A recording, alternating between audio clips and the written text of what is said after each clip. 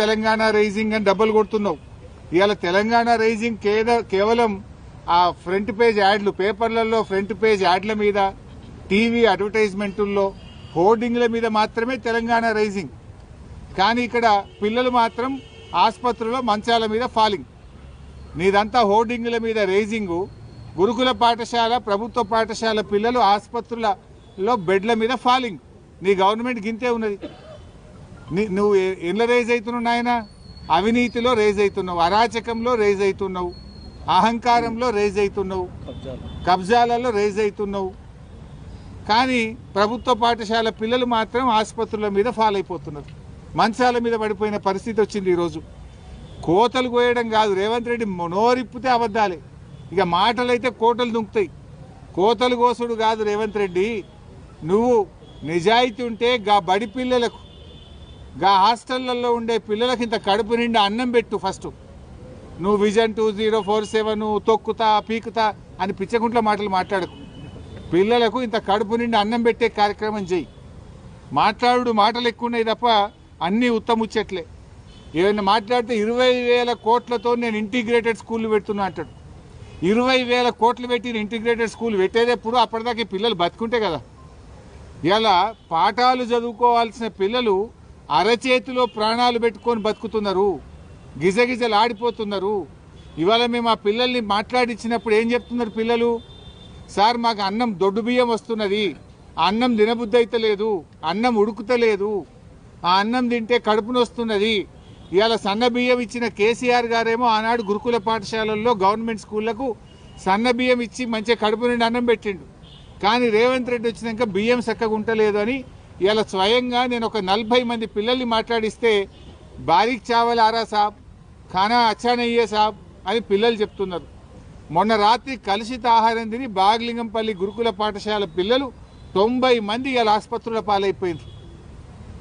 90 మంది పిల్లలు ఆసుపత్రుల పాలైతే ఈ రాష్ట్రంలో ఒక్క మంత్రికి కానీ, ఈ ముఖ్యమంత్రికి కనీసం చీమ కుట్టినట్లేదు. ఒక్కరు కూడా వచ్చి పరామర్శించింది లేదు ఇప్పటిదాకా. They are busy. ఫుట్బాల్ ఆడడంలో ముఖ్యమంత్రి, మంత్రులు బిజీ ఉన్నారు. పిల్లలు దవాఖాన్ల పాలైతే ఈ గవర్నమెంట్కు చీమ కుట్టినట్లేదు. 5 కోట్లు పెట్టి ఫుట్బాల్ నేర్చుకోవడానికి 5 కోట్ల గవర్నమెంట్ డబ్బులు పెట్టి రేవంత్ రెడ్డి ఫుట్బాల్ స్టేడియం కట్టుకున్నాడు. ఆయన ఎవడో మెస్సీ. ఆ మెస్సీ వస్తాడట. మెస్సీతో ఫుట్బాల్ ఆడడానికి ఈ మేస్త్రి ఫుట్బాల్ ఆడడానికి సింగరేణి పైసలు, బడా కంపెనీల మీద ఒత్తిడి పెట్టి 100 కోట్ల రూపాయలు ఖర్చు పెట్టి ఈయన ఫుట్బాల్ షోకు తీర్చుకుంటుండు. ఆ 100 కోట్లతోని ఓ మంచి హాస్టల్ కట్టు, పిల్లలకు కడుపు నిండా అన్నం పెట్టు, ఓ స్కూల్ కట్టు. నువ్వు సిఎస్ఆర్ డబ్బులతో, సింగరేణి డబ్బులతో, ప్రభుత్వ డబ్బులతో స్టేడియాలు కట్టుకునేంది, ఈ ఫుట్బాల్ షోకులు తీర్చుకోవడం ఏంది? ఇవాళ అక్కడ కొండాపూర్ హాస్పిటల్లో పిల్లలు ఉన్నారు, అదేదో ఒక ప్రైవేట్ ఆసుపత్రుల్లో పిల్లలు ఉన్నారు, నీలోఫర్లో పిల్లలు ఉన్నారు, కోటి ఆసుపత్రిలో మంచాల మీద పిల్లలు ఉన్నారు. ఇలా హైదరాబాద్ నడిబొడ్డున, హైదరాబాద్లోనే ఈ పరిస్థితి ఉంటే జిల్లాలో ఏం పరిస్థితి ఉంది? ఇలా మంత్రులు, ముఖ్యమంత్రి అందరు హైదరాబాద్లో ఉన్నారు. ఈ పిల్లల్ని వచ్చి చూడడానికి మీకు టైం దొరకలేదా? మీకు ఎంతసేపు ఫుట్బాల్ ఆడడానికి నీ షోకులకే టైం సరిపోతలేదు, నీ కబ్జాలకు, నీ కమిషన్లకే నీకు టైం సరిపోతలేదు. పిల్లల్ని ఆడబట్టించుకుంటున్నావు నువ్వు. ఈ రోజు వరకు హైదరాబాద్లో ఆసుపత్రుల్లో పిల్లలు మంచాల మీద ఉంటే ఒక్క మంత్రి కానీ, ముఖ్యమంత్రి కానీ వచ్చి పరామర్శించాల్సిన బాధ్యత లేదా? 61 సార్లు ఢిల్లీ వేయండి ముఖ్యమంత్రి, 61 సార్లు ఢిల్లీ పోవడానికి టైం ఉంటుంది. నువ్వు పోయి ఫుట్బాల్ ఆడడానికి నీకు టైం ఉంటుంది. కానీ ఈ పిల్లల్ని పరామర్శించడానికి, ఈ పిల్లలకు ఏం జరిగిందో తెలుసుకోవడానికి రేవంత్ రెడ్డి నీకు టైం లేదా అని నేను అడుగుతా ఉన్నా. ఇవాళ నువ్వు ఈ పిల్లల పాలిట పాయిజన్ 2047గా మారిపోయినావు.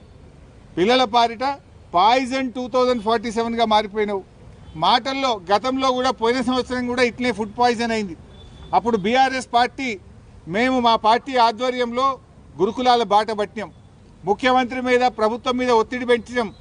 అప్పుడు రేవంత్ రెడ్డి అప్పుడు మెల్లగా లేచిండు, కుంభకర్ణుడు నిద్ర లేచినట్టు లేచి అప్పుడు ఏమన్నాడు? లేలే ఇక ఇప్పటి నుంచి అంత గ్రీన్ ఛానల్ పైసలు ఇస్తా, కలెక్టర్లు, అడిషనల్ కలెక్టర్లు రోజు హాస్టళ్లలో పోయి పంటరు, ఇక ఎక్కడ జరిగితే తోలు తీస్తా అని మాట్లాడిండు. మరి మళ్ళీ ఎందుకు జరుగుతున్నది? నీ గ్రీన్ ఛానల్ ఏమైపోయింది? ఎందుకు మళ్ళీ రోజు ఫుడ్ పాయిజన్ జరుగుతున్నది? ఇప్పుడు తోలు తీయాల్సింది నీదా అధికారులదా? నువ్వే విద్యాశాఖ మంత్రివి, నువ్వే ముఖ్యమంత్రివి, అట్టర్ ఫ్లాప్ అయిపోయినావు నువ్వు. పోయిన సంవత్సరం ఇట్లే మాట్లాడినావు కదా, మళ్ళీ ఇప్పుడు ఎందుకు జరుగుతుంది అని నేను అడుగుతా ఉన్నా. ఇది ఎట్లుందంటే రేవంత్ రెడ్డి కథ వెనకటికి కూడా అన్నాడట, తినడానికి తిండి లేదు కానీ మీసాలకు సంపంగి నూనె అన్నాడట. ఇక పిల్లలకి ఇంత అన్నం పెట్టే తెలివి లేదు రేవంత్ రెడ్డికి. ఇక నేను 3 ట్రిలియన్ ఎకానమీ చేస్తా, నేను 2047 విజను, నేను ఫ్యూచర్ సిటీ కడతా. నీ సిటీ ఏందో నువ్వేందో, ముందు పిల్లలకి ఇంత కడుపు నిండి అన్నం పెట్టు.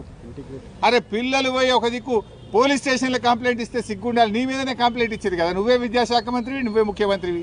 ఈ పురుగులన్నం మాకొద్దని పోలీస్ స్టేషన్లో పిల్లలు పోయి ధర్నా చేస్తూ కేసు పెట్టి మన ముఖ్యమంత్రి మీద.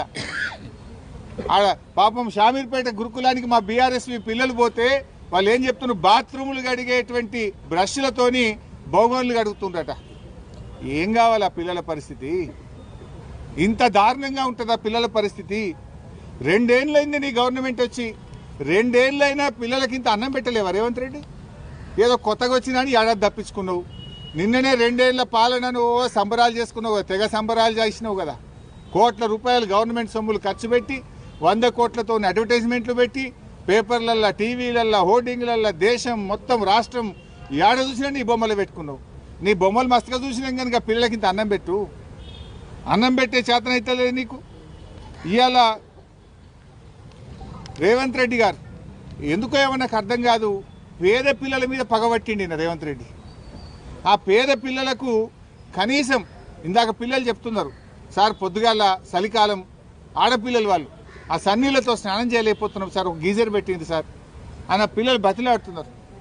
అరే నువ్వు ఫుట్బాల్ ఆడడానికి 5 కోట్లతో స్టేడియం కట్టుకుంటావు, 100 కోట్లతోనే ఆ మెస్సీని తెచ్చుకొని ఫుట్బాల్ ఆడతావు. కనీసం మరి ఈ పిల్లలకి ఇంత వేడి నీళ్ళు వచ్చేటట్టు ఓ హీటర్ పెడితేంది, చలికాలం దుప్పట్లో, బ్లాంకెట్లో, షటర్లో ఇవ్వచ్చు కదా. ఇప్పటిదాకా ఎస్సీ, ఎస్టీ, బీసీ హాస్టళ్లలో బ్లాంకెట్లు రాలేదు, దుప్పట్లు రాలేదు. ఆడపిల్లలకు కూడా చన్నీళ్లతో చలికాలంలో 5 డిగ్రీ సెంటీగ్రేడ్లో ఇవాళ చలికాలం గిజగిజ వణికిపోతూ చన్నీళ్ళ స్నానం చేస్తున్నారు పిల్లలు. ఎందుకు పట్టించుకోవట్లేదు అని అడుగుతా ఉన్నా. ఈ పేద పిల్లలంటే నీకెందుకు చిన్న చూపు అని నేను అడుగుతా ఉన్నా. నీ పాలనలో ఈ 2 ఏళ్లలో 116 మంది పిల్లలు చనిపోయింది. పాము కాటు, కుక్క కాటు, ఎలుకలు కొరుకుడు, కరెంటు షాకులు కొట్టుడు, కలుషిత ఆహారం తిని 116 మంది పిల్లలు